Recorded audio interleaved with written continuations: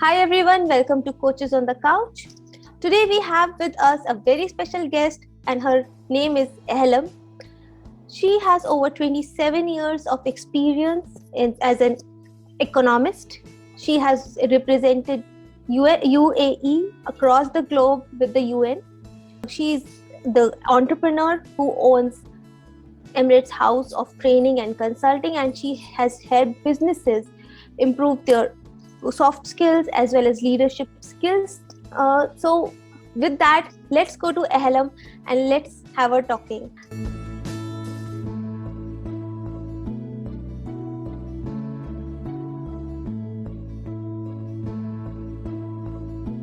Hi, Ahlam, and welcome to Coaches on the Couch. Thank you so much for giving me your time and being here with our audience.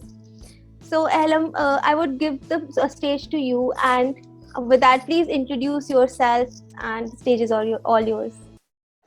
Thank you, Coach Pratishtha, for having me in your podcast. It's my pleasure. Simply, as you said, I'm an economist, entrepreneur. I have a mixed experience between working in the government institutions and also in the private sector through my business.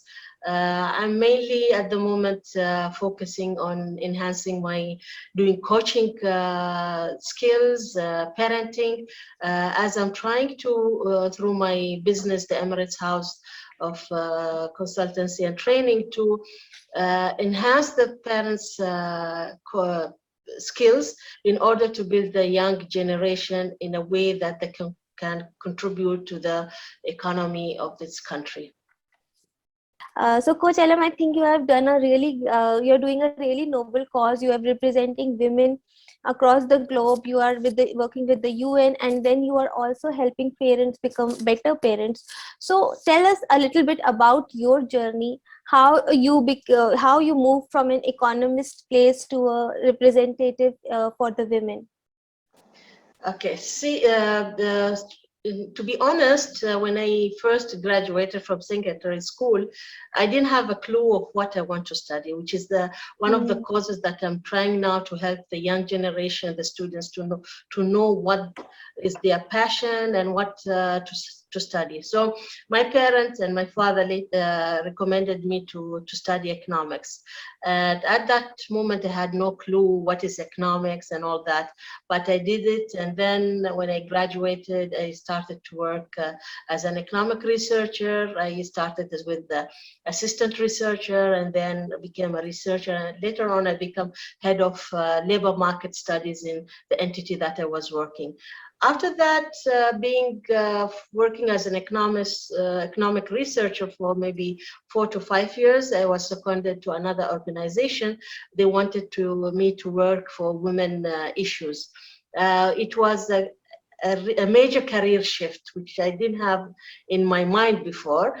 So I became more into women issues. I've been working close with the government in putting up the women strategies, reviewing the legislations. I've been working on putting some recommendations for decision makers on how to empower the women, gender mainstreaming issues. And also through this role, I became part of the team that represents the UAE in negotiating and representing the women rights issues at the UN organization like CEDAW agreements and all that. We always keep reporting about the women improvement.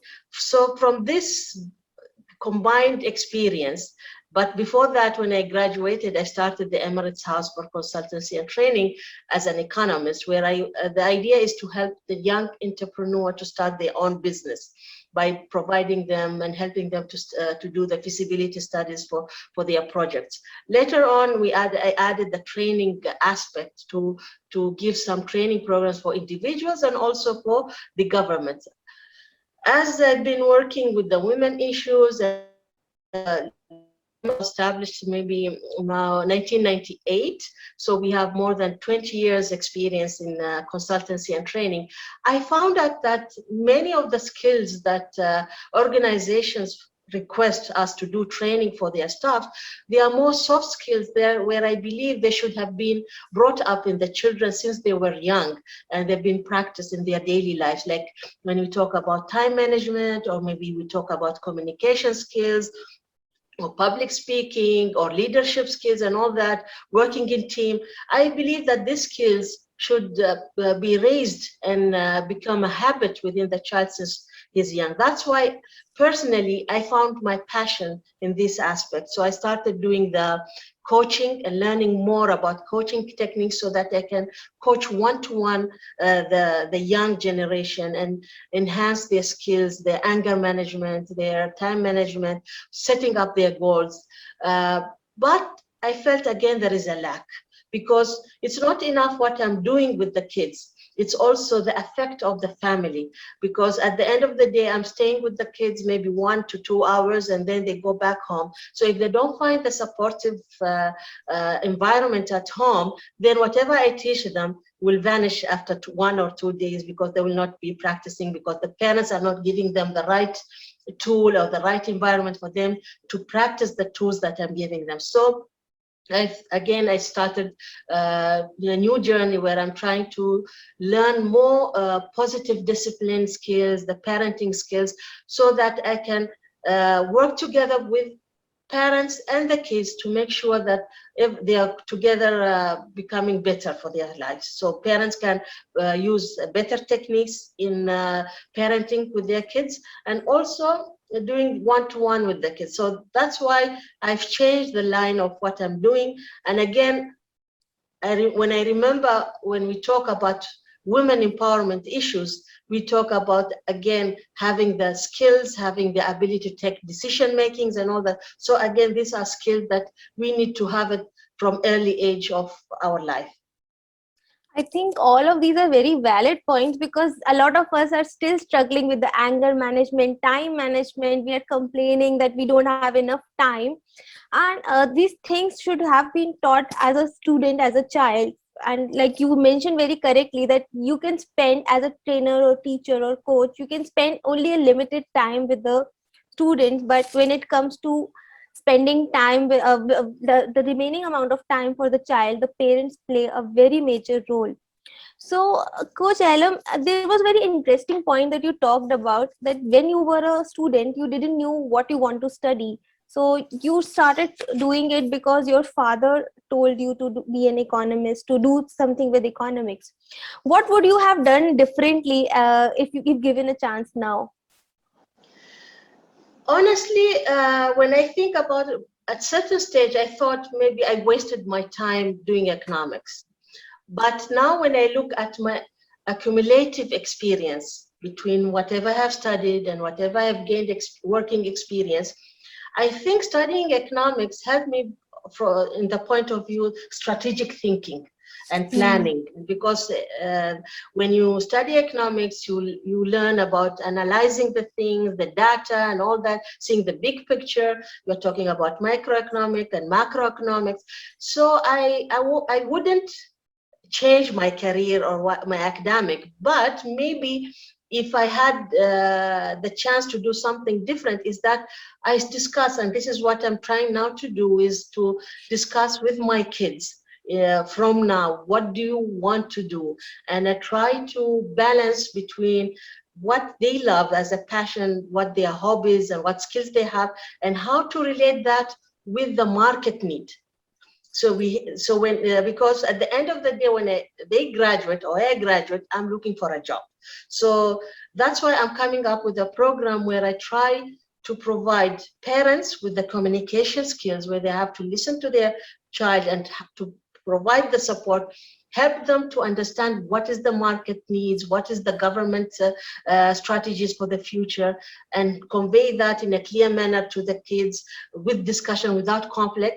And again, the child need to understand what his own skills and where does he see himself in the future, and then combine and have the balance between these two things to choose the right position or the subject to study. Hmm. So, Coach Alam, as you are saying that you are telling parents how to communicate clearly with their children, but still, as a parent, sometimes if the parents feel that this particular thing is right for the child, but the child doesn't agree. So, how do they come to a common point where the child's interest meets with the parents' interest, and they do meet the market need as well? How do you help there? See, the big issue is with the parents, because the parents always, what we have in common is that we have a high expectation of our kids, and sometimes we want to pursue our dreams through the kids, because we had some dreams in our life but we couldn't achieve them, so we want our kids to do it. So we, as parents, they need to understand your child is not you. It's not a copy of you. He's a different character. So you need to understand his needs and understand his character.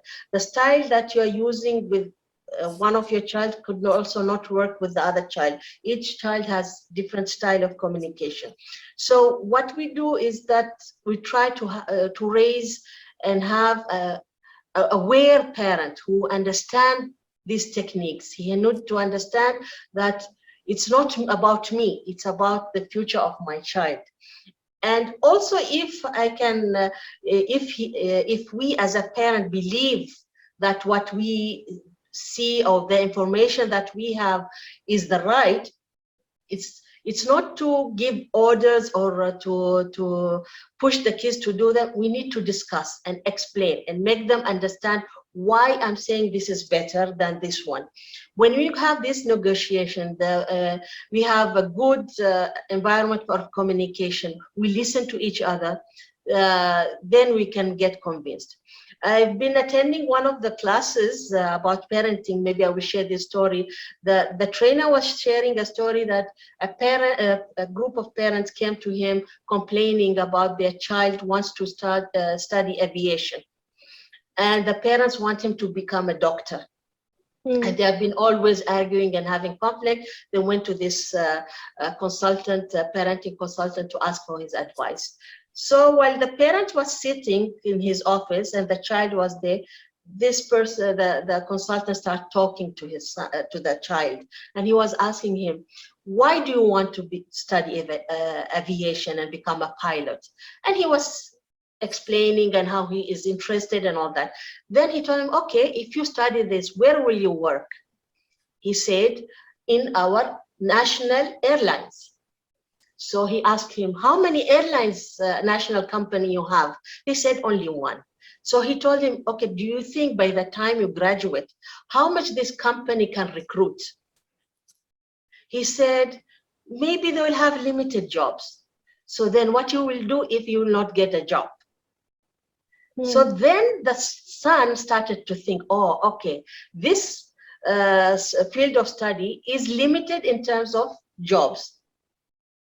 So then he started to think about other jobs. And then at the end, he was convinced that maybe he should take medicine and study. So the conversation, the child needs to understand why. It's not just telling him no. He needs to understand why. So this is how I think we lack as parents sometimes the right communication skills.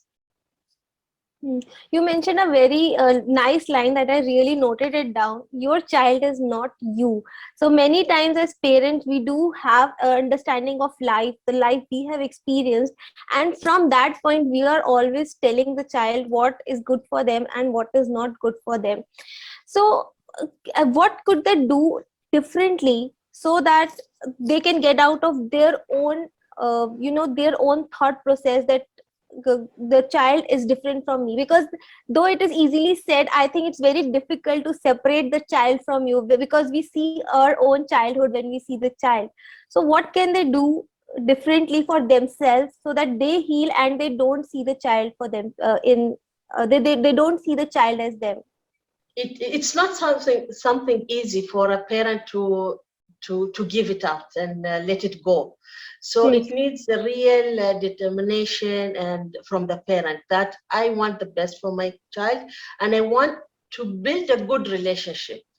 Mm. It's because there is a lot of stories where, let's say, when we come back to choosing what to study, we see a lot of students will be obey their parents. They will study something and they will graduate, and then after that they will work in something else, or maybe they will go and study something else again.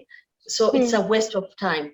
So I think it's again about we as parents to ask ourselves, what is my goal in parenting? Is it Mm. for me to have my child a copy of me or doing what I'm doing, or it's my goal to have the best for my child by giving him the tools to decide. So if Mm. I'm a parent that is aware about what I'm doing, and I'm mindful of every action I'm taking, then in that case I will be able to give space for my child. And it's one of the positive discipline parenting techniques is to give the chance for the child to take some decisions, because when he makes mistake, he will learn. But when you force, like for us, let's say you at work and your manager comes and force you to do the job that you don't like, and you know you don't want to do it, you will not do it in the right way. And maybe you can give it out on the deadline time, but not with the right quality that is required. Like when you work on something that you love. So when we force our kids doing things that they don't like, either they will not study well, or maybe they will fail, or maybe they will do something as a revenge later on. That we will see some misbehavior because they are being forced, or maybe they will become kids that got used to say yes for everything, and then if they have bad influence they cannot say no. So we need to take in mind all these things. So it needs from us a courage as a parents to Mm. let it go, and to have the balance of being firm but also lean with taking some decision and giving our children the opportunity to learn and take responsibility and learn some life skills, because anything they do is an opportunity to learn. Whether they win that class or they fail, they are learning. So that's what I believe.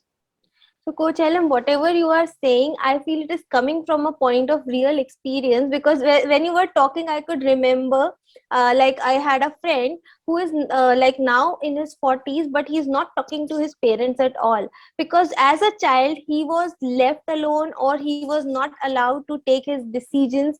The decisions were told to that child, and every time the child will make a mistake, the parent will start saying, "You're not good enough. Why are you trying to make your own decisions? Leave your decision to me." So now as an adult, they still don't want to meet their parents. So that kind of disconnect happens, and like even when the child is young, we don't realize what kind of disconnect we are creating.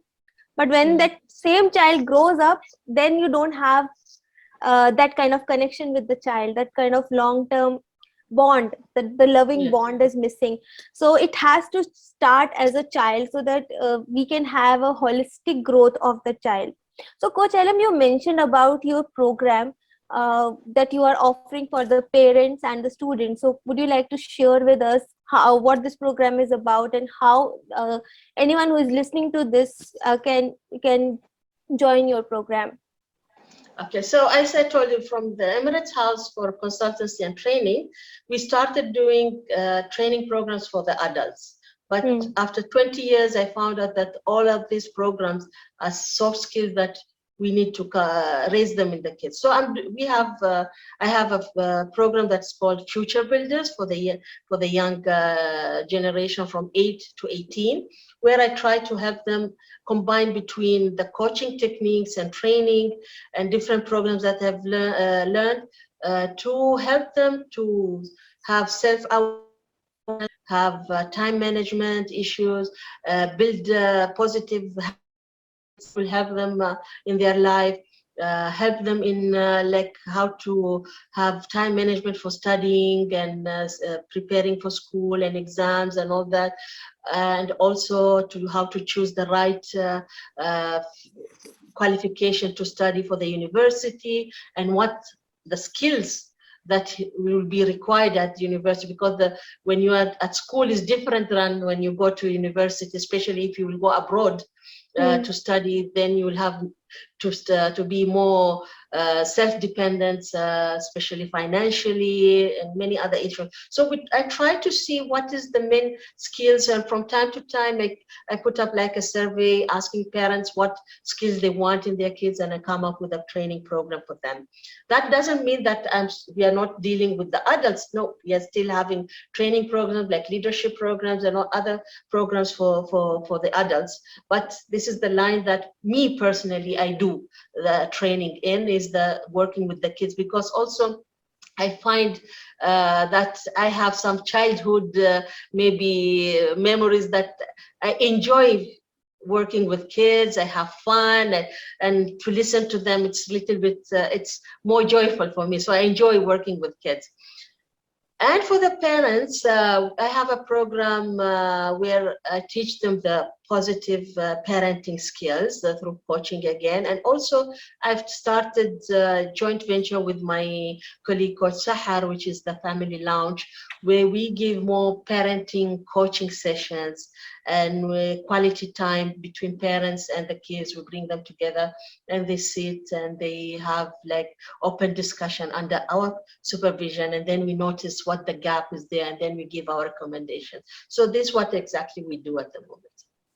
I could clearly see the passion you have when it comes to working with kids and the big smile on your face. I think they are in good hands when they are with you.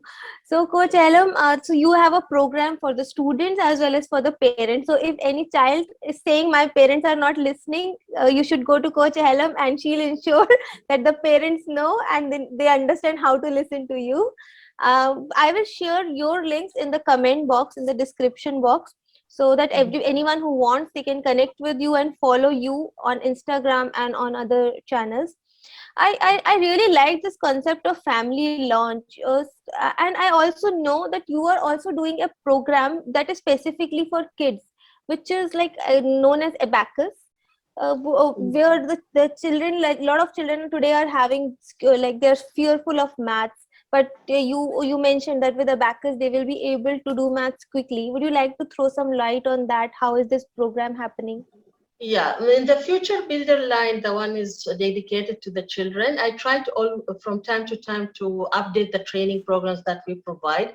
So I found out that Abacus is one of the programs that will enhance the skills of the child in terms of memorizing, doing the math quickly. So we have a joint venture with the Smart Brain, where we have this program, and we do it we are with them, and then our students compete with other students within the UAE or internationally. So that will raise their confidence, and also help them to become more confident about themselves when they do solve a number of math problems in a certain time, a limited time. So that is helpful for them. So this is the program, a new program also we're doing it. But the main one is the life skills.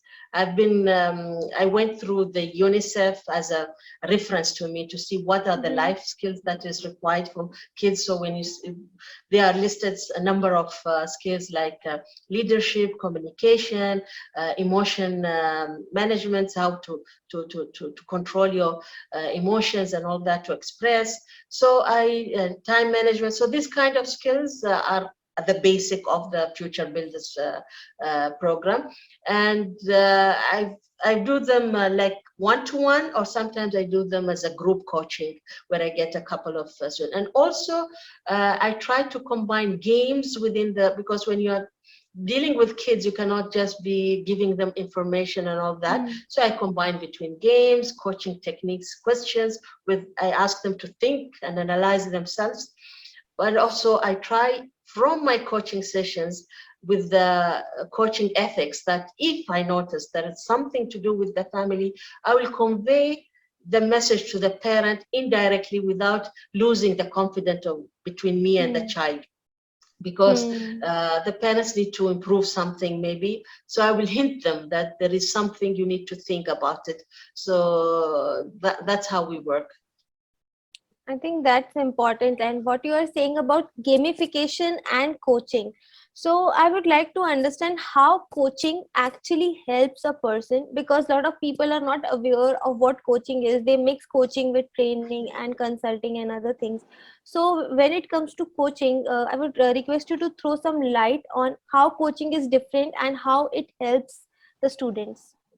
Okay. When I took the ICF program of coaching, personally, I feel like everything has changed in me, the way how I think and I deal with it. Because when coaching more relies on two things.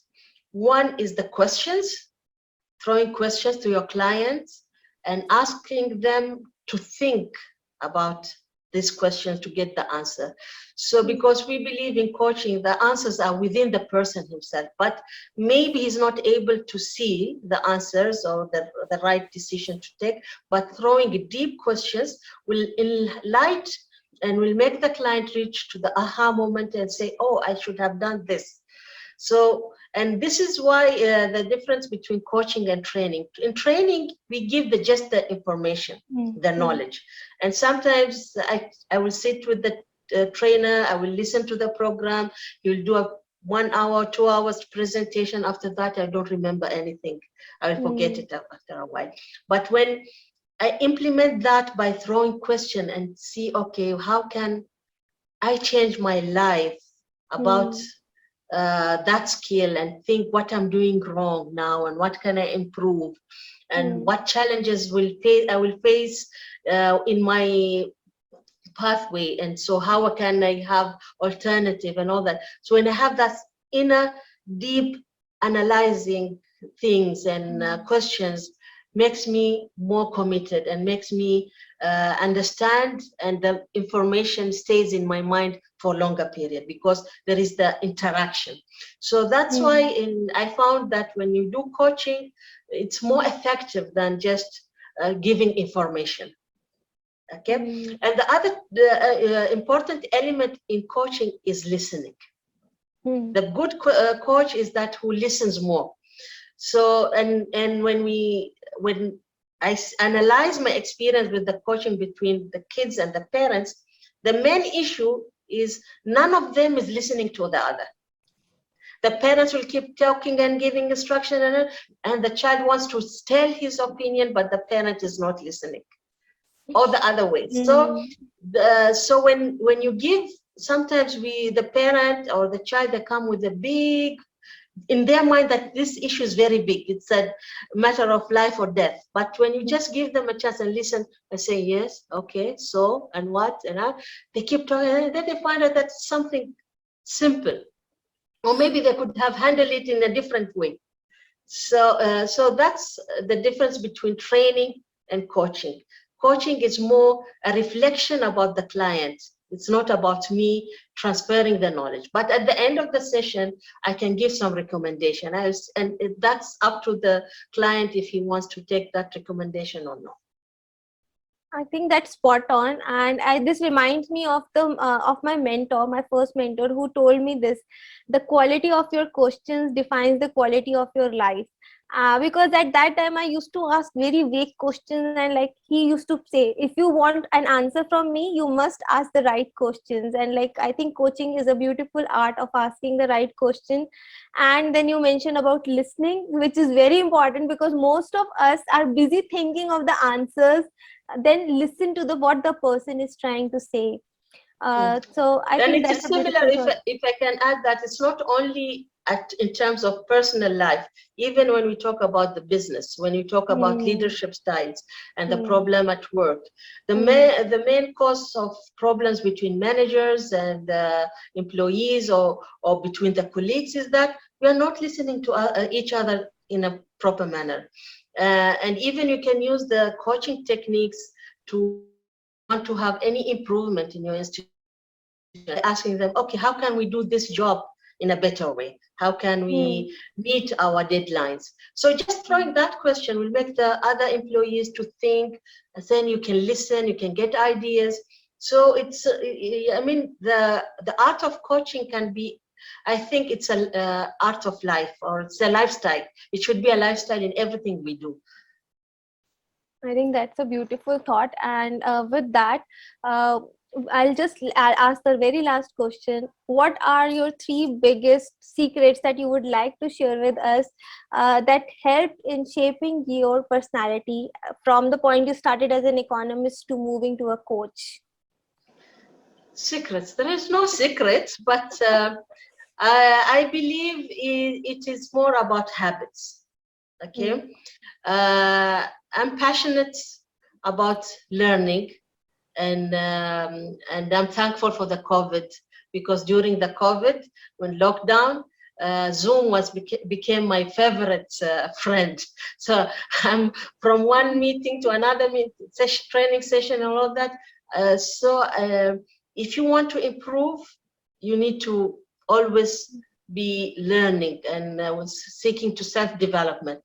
No matter, it's better to know everything than just to be focused on one thing. I believe that Mm. but so you need to have different knowledge. So, and then you can utilize them in your working experience or in your life. So this is one of the secrets that I think helped me in growing. The other thing is to be humble and ready to listen and learn from others, and don't think that you are the top, and you have that ego. No, you can learn from big, from small. You need to be humble and open-minded to learn new things, and that you can do mistake, and there is something else can be better, and all that, to improve yourself. That's the second. The third one, I think, the life experience. You cannot separate your personal life from your career life. These two combined together give your personality and success. So you need to be you. You cannot be at home something else, and then at career you'll be something else, with your friends something else. You need to have that standards in whether Mm. what you're talking, what you're doing. So you have your personal brand. So wherever you go, people know that this is Pratishtha, this is Ahlam, this is your personal brand. So you have your ethics. Sometimes you see, especially when at the work environment, people let go some of their morals Mm. uh, and some ethics, because they want to excel in their career path and all that. But eventually they fail, or maybe they lose on the way their friends, their colleagues. So that is not right. I think you need to have your goals, you have to have your ethics and morals that you keep in everything you do, whether you say it or you act.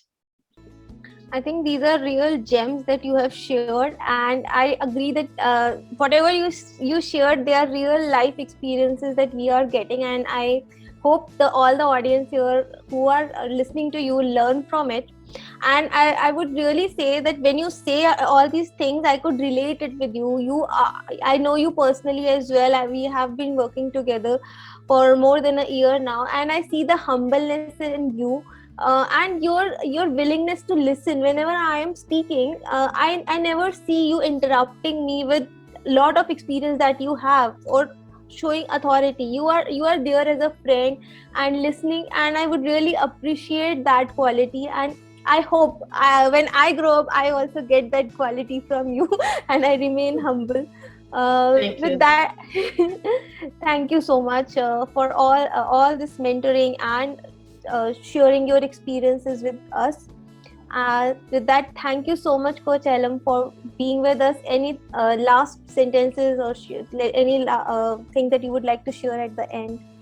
That's it. I just want to say thank you for giving me the opportunity to be part of your podcast. And looking forward to see you again and have other talks. And wish you all the best. Thank you so much. It is our pleasure, and we feel blessed that you are with us for this podcast, and we hope to have you again. So that's all for the day. Thank you so much, everyone, for being here and listening to me and Coach Elam.